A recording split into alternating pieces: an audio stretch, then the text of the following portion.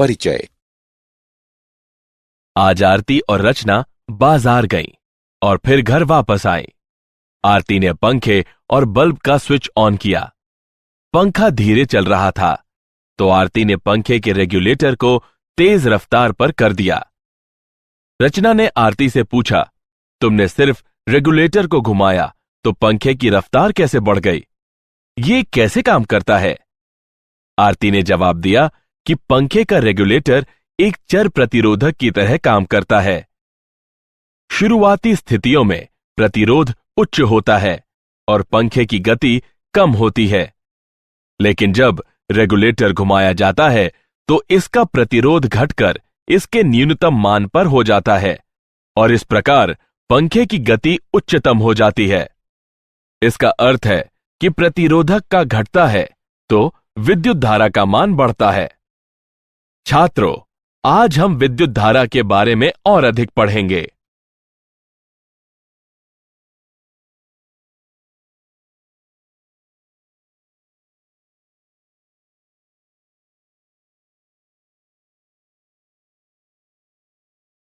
उद्देश्य। इस पाठ के अंत में आप निम्न करने में सक्षम हो जाएंगे: विद्युत धारा को परिभाषित करना, चालकों में विद्युत धारा को समझना, ओम का नियम परिभाषित करना, प्रतिरोधकता की गणना करना, ओम के नियम की सीमाएं जानना, विभिन्न पदार्थों की प्रतिरोधकता का निर्धारण करना, प्रतिरोध की ताप निर्भरता का मूल्यांकन करना, विद्युत ऊर्जा और शक्ति को परिभाषित करना, प्रतिरोधकों के युग्म का मूल्यांकन करना, सेल और इसके संयोजनों को समझना, किरचॉफ नियम को बताना, व्हीटस्टोन सेतु, मीटर सेतु और पोटेंशियोमीटर को परिभाषित करना।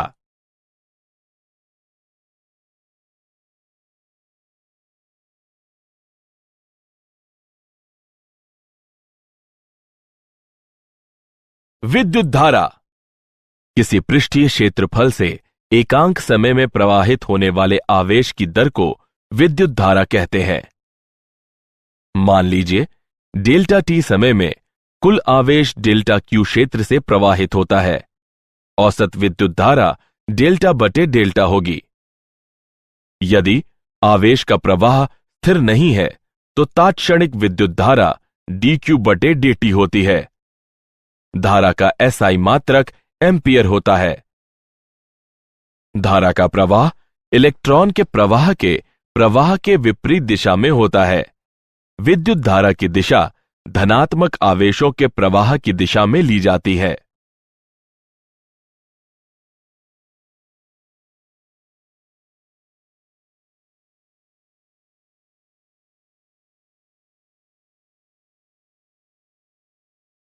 चालकों में विद्युत धारा। किसी चालक में धारा के प्रवाह के लिए उसमें विभवांतर होना आवश्यक है। धारा का प्रवाह उच्च विभव से निम्न विभव की दिशा में होता है। जब एक बैटरी किसी चालक के सिरों से जोड़ी जाती है तो बैटरी के टर्मिनल से जुड़े सिरों से प्रारंभ होकर चालक पर विपरीत चिन्ह का पृष्ठीय आवेश बनने लगता है। यह पृष्ठीय आवेश विद्युत क्षेत्र का निर्माण करते हैं। यह विद्युत क्षेत्र इलेक्ट्रॉन के विद्युत क्षेत्र के विपरीत दिशा में गति करने का कारण होता है। संघटट के कारण इलेक्ट्रॉन चालक में धीमी गति से प्रवाहित होते हैं और उनके औसत वेग को अपवाह वेग वीडी कहते हैं। इलेक्ट्रॉन के इस निर्देशित प्रवाह से धारा का निर्माण होता है।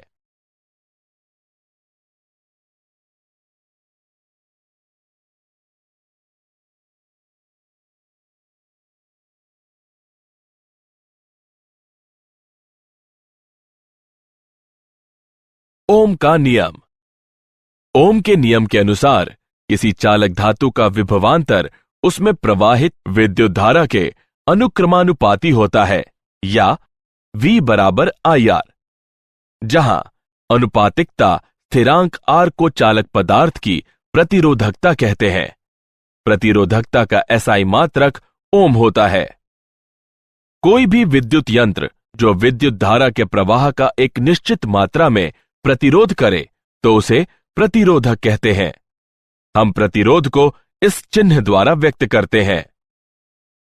हम कल्पना करते हैं कि I लंबाई के एक तार में समरूप विद्युत क्षेत्र E और अनुप्रस्थ भाग का क्षेत्रफल A है। तार के सिरों के बीच विभवांतर दिया है V बराबर EI, लेकिन I बराबर A बटे रो L गुणन V, जहां रो पदार्थ की प्रतिरोधकता है।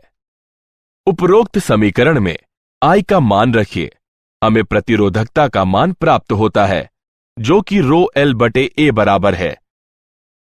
हम यह निष्कर्ष निकालते हैं कि किसी तार का प्रतिरोध उसकी लंबाई के समानुपाती और अनुप्रस्थ काट क्षेत्रफल के व्युक्त क्रमानुपाती होता है।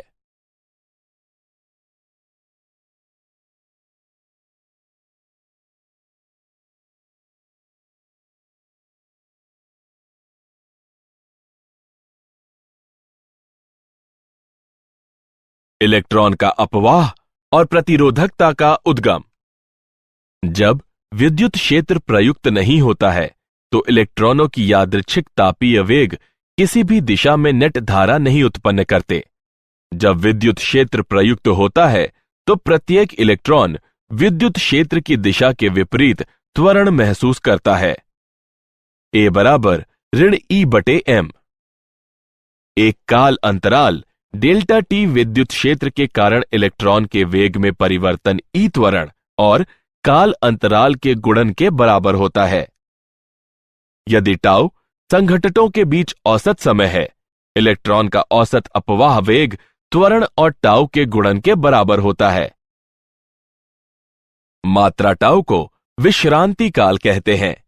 यह निकाय को संघटक द्वारा साम्य ताप की अवस्था में वापस आने में लगा समय की मात्रा के बराबर होता है। धारा घनत्व को निम्न प्रकार व्यक्त किया जाता है। J बराबर ऋण NeVd। उपरोक्त समीकरण में Vd का मान रखने पर हमें प्राप्त हुआ J बराबर Ne वर्ग टाउ बटे M गुणन E। अतः पदार्थ की चालकता है सिग्मा बराबर Ne वर्ग टाउ बटे M और पदार्थ की प्रतिरोधकता है रो बराबर M बटे N गुणन E वर्ग टाउ। गतिशीलता किसी चालक पदार्थ में गतिशील आवेश वाहक की गतिशीलता प्रति विद्युत क्षेत्र अपवाह वेग के परिणाम के रूप में परिभाषित होता है। गतिशीलता म्यू बराबर Vd बटे E, जो कि E टाउ बटे M के बराबर होता है।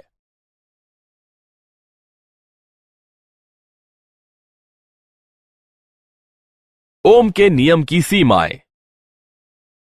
हालांकि ओम का नियम बहुत से पदार्थों के लिए सत्य पाया गया है, फिर भी विद्युत परिपथ में प्रयुक्त ऐसे कई पदार्थ और यंत्र हैं जिनमें V और I में समानुपातिकता नहीं होती। विचलन निम्न प्रकार के होते हैं। V और I के बीच संबंध चिन्ह V पर निर्भर करता है। V के परिमाण को स्थिर रख उसकी दिशा उलट देने पर उसी परिमाण की धारा उत्पन्न नहीं करता जैसा कि I विपरीत दिशा में करता है। V I के समानुपाती नहीं रह जाता। समान धारा V के लिए I के एक से अधिक मान होते हैं। इस तरह का व्यवहार करने वाला एक पदार्थ गैलियम आर्सेनाइड है।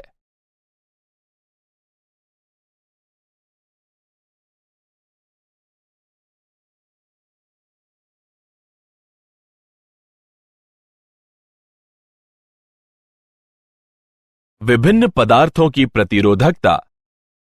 प्रतिरोधकता पदार्थों का नैसर्गिक गुण होता है।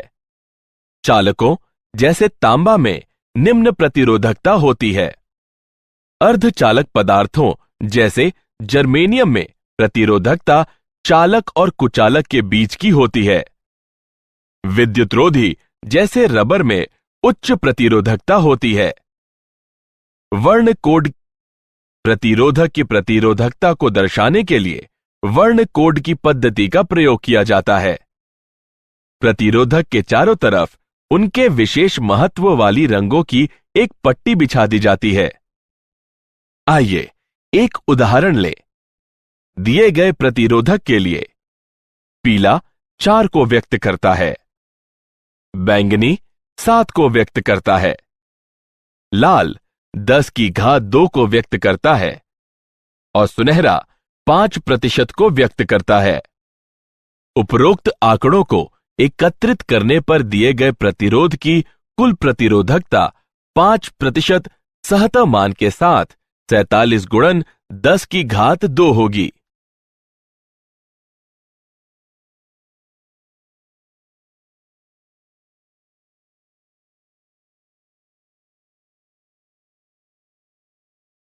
प्रतिरोधकता की ताप पर निर्भरता। किसी पदार्थ की प्रतिरोधकता ताप पर निर्भर करती है। ताप और प्रतिरोधकता का अंतर संबंध निम्न प्रकार व्यक्त किया जाता है, जहां रो और रो नॉट क्रमशः टी और टी नॉट ताप पर प्रतिरोधकताएं हैं। अल्फा को प्रतिरोधकता ताप गुणांक कहते हैं। धातुओं में ताप में वृद्धि के साथ ही प्रतिरोधकता में वृद्धि होती है और अल्फा का मान धनात्मक होता है। मिश्र धातुओं में प्रतिरोधकता बहुत अधिक होती है, लेकिन ताप निर्भरता क्षीण होती है। मिश्र धातु में पूर्ण शून्य ताप पर भी अवशेष प्रतिरोधकता होती है, जबकि शुद्ध धातु में पूर्ण शून्य ताप पर उपेक्षणीय अति न्यून प्रतिरोधकता होती है। अर्धचालकों में ताप में वृद्धि होने पर प्रतिरोधकता कम होती है और अल्फा ऋणात्मक होता है। विद्युत ऊर्जा और शक्ति। कल्पना कीजिए कि एक परिपथ में धारा I है और उसके दो सिरों A और B के बीच विभवांतर V है। काल अंतराल डेल्टा T में आवेश की एक मात्रा डेल्टा Q बराबर I डेल्टा T परिपथ के बिंदु A से B बिंदु की ओर चलती है और विद्युत क्षेत्र द्वारा किया गया कार्य है। जिस दर से विद्युत ऊर्जा किसी परिपथ के एक भाग में प्रवेश करती है, उसे विद्युत शक्ति निवेश कहते हैं। शक्ति का SI मात्रक वॉट होता है। प्रतिरोधक में क्षयित शक्ति। जब किसी प्रतिरोधक में विभवांतर V उपस्थित हो, प्रतिरोधक के मुक्त इलेक्ट्रॉन में विद्युत क्षेत्र द्वारा त्वरण उत्पन्न किया जाता है और उनमें गतिज ऊर्जा का संचार होता है। ये इलेक्ट्रॉन प्रतिरोधक पदार्थ के परमाणुओं से संघटन करने पर उन्हें अपनी गतिज ऊर्जा का एक अंश प्रदान करते हैं। प्रतिरोधक में ऊर्जा का यह स्थानांतरण प्रतिरोधक के ताप में वृद्धि कर देता है। प्रतिरोध में शक्ति निवेश निम्न प्रकार व्यक्त की जाती है।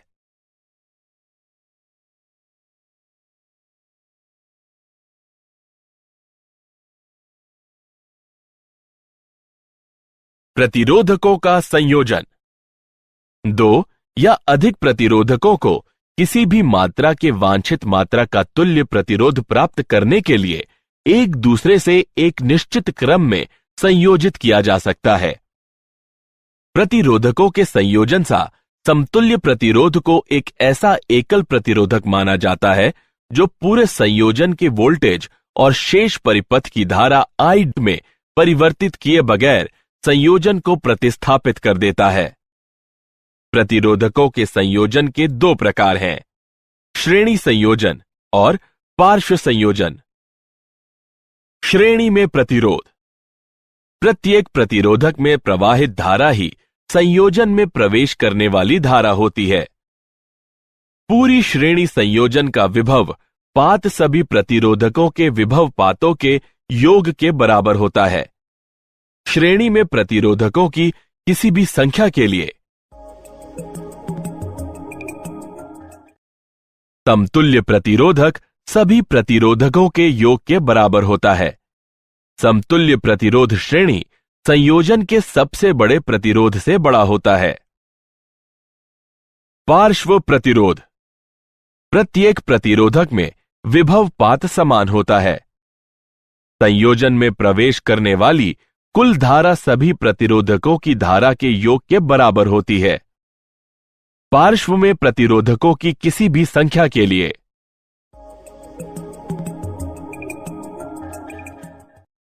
समतुल्य प्रतिरोधक का व्युत्क्रम सभी प्रतिरोधकों के व्युत्क्रमों के योग के बराबर होता है।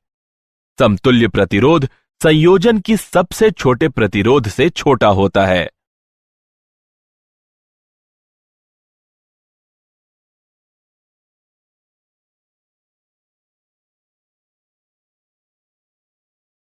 उदाहरण, आइए प्रतिरोधकों के संयोजन का एक उदाहरण लें।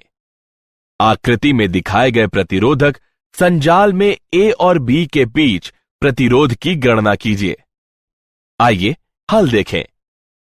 ए और बी के मध्य प्रतिरोध RAB की गणना के लिए हम आकृति में दिखाए गए एक समतुल्य संजाल का निर्माण करते हैं। अब हम भुजा GEFH के प्रतिरोध की गणना करते हैं, जो कि 1-1-1 बराबर 3 ओम है। यह भुजा GH के प्रतिरोध के पार्श्व में है। अतः G और H के मध्य प्रभावी प्रतिरोध 0.75 ओम है। अतः A और B के मध्य प्रभावी प्रतिरोध 2.75 ओम है। अब RAB बराबर 1-0.75-1 बराबर 2.75 ओम है।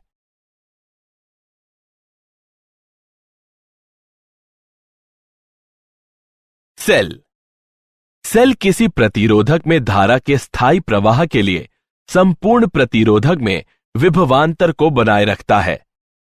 जब धारा प्रवाहित होती रहती है तो सेल के ऋणात्मक टर्मिनल पर धनात्मक आवेश एकत्रित होते रहते हैं।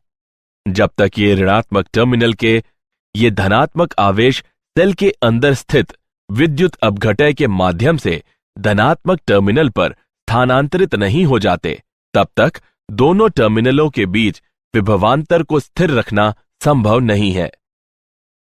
सेल के अंदर स्थित विद्युत अपघटय के माध्यम से एक टर्मिनल से दूसरे टर्मिनल तक आवेश के स्थानांतरण के लिए कार्य करने की आवश्यकता है, क्योंकि विद्युत अपघटनी विलयन आवेश की गति के खिलाफ प्रतिरोध उत्पन्न करता है। इसे सेल का आंतरिक प्रतिरोध कहते हैं। EMF सेल के अंदर निम्न विभव वाले टर्मिनल से उच्च विभव वाले टर्मिनल की तरफ आवेश की गति के लिए प्रति एकक आवेश में किए गए कार्य को विद्युत वाहक बल EMF कहते हैं। सेल का EMF होता है E बराबर I गुणे R प्लस R। यहां R वाह प्रतिरोध है, R आंतरिक प्रतिरोध है, I परिपथ में उपस्थित धारा है। एक आदर्श सेल में 0 आंतरिक प्रतिरोध होता है। परिपथ में प्रयुक्त वोल्टता सेल के EMF के बराबर होती है।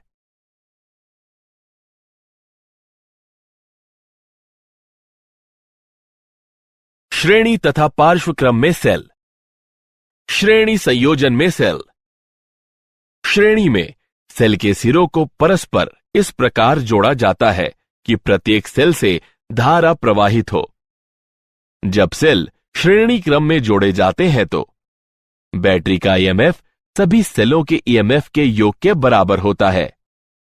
कुछ आंतरिक प्रतिरोध सभी सेलों के आंतरिक प्रतिरोधों के योग के बराबर होता है। प्रत्येक सेल में वही धारा होती है जो पूरे श्रेणी क्रम में होती है। यदि N समरूप सेल प्रत्येक का EMF E और आंतरिक प्रतिरोध R है, एक श्रेणी में जोड़े गए हैं तो परिपथ में प्रवाहित धारा होगी। पार्श्व क्रम में सेल संयोजन। जब सेल के आवेश को विभिन्न सेलों में विभाजित किया जाता है तो इसे पार्श्व क्रम सेल संयोजन कहते हैं। जब समरूप सेल पार्श्व क्रम में संयोजित होते हैं, बैटरी का EMF एकल सेल के EMF के बराबर होता है। कुछ आंतरिक प्रतिरोध का व्युत्क्रम सभी एकल सेलों के आंतरिक प्रतिरोधों के व्युत्क्रम के योग के बराबर होता है। बाह्य परिपथ की धारा सभी सेलों में समान रूप से विभाजित होती है। यदि N समरूप सेल प्रत्येक का EMF E और आंतरिक प्रतिरोध R है, एक पार्श्वक्रम में जोड़े गए हैं तो परिपथ में प्रवाहित धारा निम्न होगी। किरचॉफ के नियम। पहला नियम, संधि नियम। किसी संधि पर संधि से प्रवेश करने वाली विद्युत धाराओं का योग इस संधि से निकलने वाली विद्युत धाराओं के योग के बराबर होता है। संधि में प्रवेश करने वाली या निकलने वाली विद्युत धाराओं का बीजगणितीय योग 0 होता है। दूसरा नियम, पाश नियम। प्रतिरोधकों तथा सेलों से सम्मिलित किसी बंद पाश के चारों ओर विभव में परिवर्तनों का बीजगणितीय योग 0 होता है।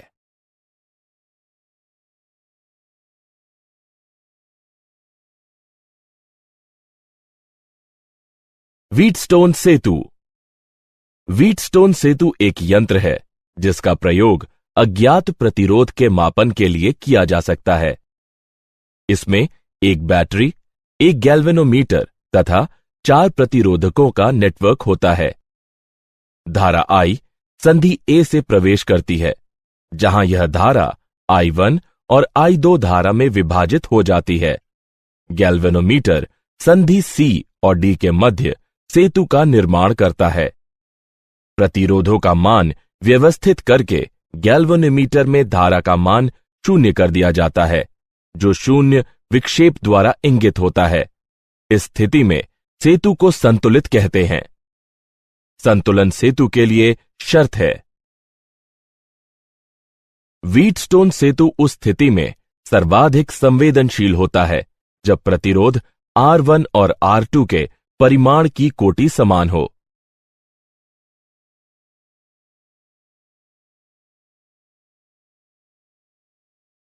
मीटर सेतु। मीटर सेतु व्हीटस्टोन सेतु की एक प्रायोगिक युक्ति है। यह यंत्र 1 मीटर लंबे एक समान अनुप्रस्थ काट क्षेत्रफल वाले तार से निर्मित होता है, जिसे 2 टर्मिनलों A और C के बीच एक लकड़ी की पट्टी पर एक समानांतर मीटर स्केल, जो तार के किसी भी भाग की लंबाई माप सकती है, के साथ कस दिया जाता है। हम सेल को पूरे तार, जिसकी लंबाई AC है, से जोड़ देते हैं। गैल्वेनोमीटर का एक सिरा रिक्तियों के मध्य बीचों बीच बिंदु D पर तांबे की पट्टिका से जुड़ा रहता है और दूसरा सिरा एक जॉकी से जुड़ा होता है, जिसे तार के किसी भी वांछित बिंदु से जोड़ा जा सकता है। एक प्रतिरोध बॉक्स R रिक्ति G1 से जुड़ा होता है और अज्ञात प्रतिरोध S रिक्ति G2 से जुड़ा होता है। संतुलन की अवस्था में हम पाते हैं, अज्ञात प्रतिरोध की गणना के लिए हमें केवल संतुलन लंबाई ही की शुद्ध परिगणना करनी होती है।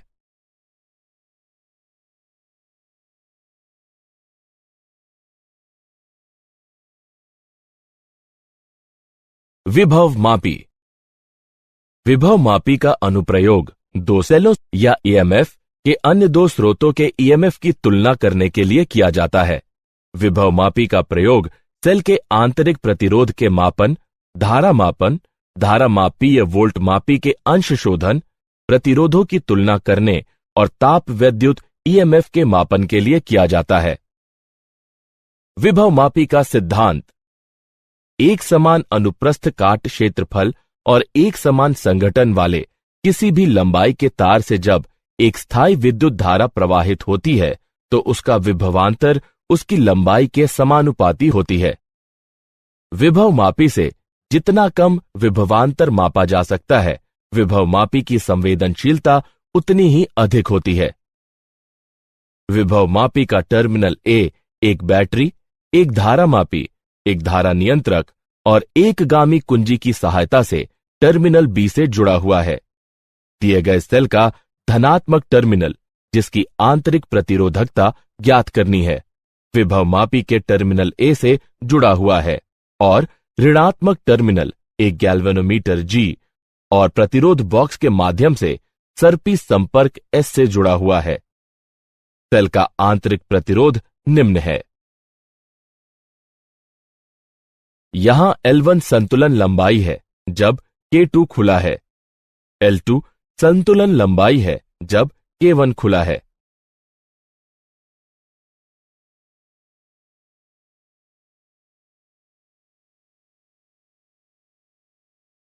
क्या आप जानते हैं, जॉर्ज साइमन ओम विद्युत धारा का विद्युत वाहक बल मापना चाहते थे।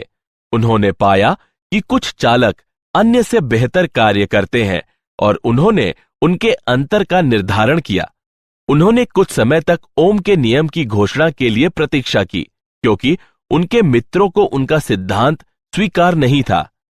प्रतिरोध का मात्रक उन्हीं के नाम पर रखा गया है। तड़ित वायुमंडल में विद्युत का प्रक्षेपण होता है। तड़ित विद्युत करीब 2,10,000 किलोमीटर प्रति घंटा की दूरी तय कर सकती है और इसका ताप 30,000 डिग्री सेल्सियस तक पहुंच जाता है।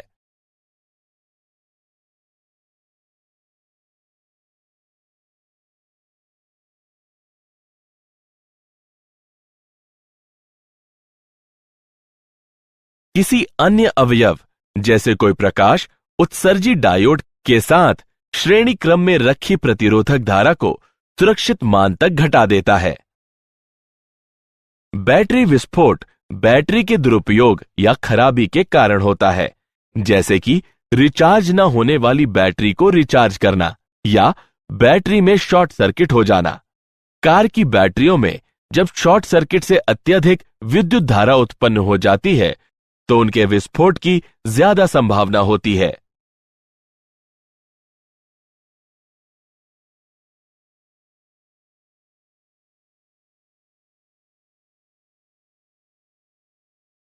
सारांश। आइए हमने जो कुछ सीखा है उसे संक्षेप में दोहराएं। किसी पृष्ठीय क्षेत्रफल से एकांक समय में प्रवाहित होने वाले आवेश की दर को विद्युत धारा कहते हैं। संघटन के कारण इलेक्ट्रॉन चालक में धीमी गति करते हैं और उनके औसत वेग को समवाह वेग कहते हैं। ओम का नियम बताता है कि किसी चालक पदार्थ का विभवांतर उससे प्रवाहित होने वाली धारा के अनुक्रमानुपाती होता है। किसी चालक पदार्थ में गतिशील आवेश वाहक की गतिशीलता प्रति एकांक विद्युत क्षेत्र में अपवाह वेग का परिमाण होती है।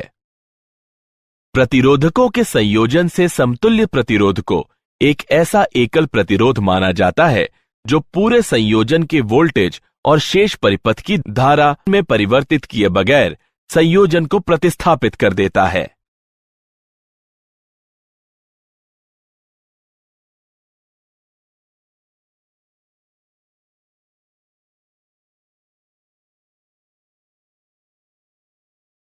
सेल के अंदर निम्न विभव वाले टर्मिनल से उच्च विभव वाले टर्मिनल की तरफ आवेश की गति के लिए प्रति एकक आवेश में किए गए कार्य को विद्युत वाहक बल कहते हैं। किरचॉफ का पहला नियम बताता है कि किसी संधि पर संधि से प्रवेश करने वाली विद्युत धाराओं का योग इस संधि से निकलने वाली विद्युत धाराओं के योग के बराबर होता है। किरचॉफ का दूसरा नियम बताता है कि प्रतिरोधकों तथा सेलों से सम्मिलित किसी बंद पाश के चारों ओर विभव में परिवर्तनों का बीजगणितीय योग 0 होता है।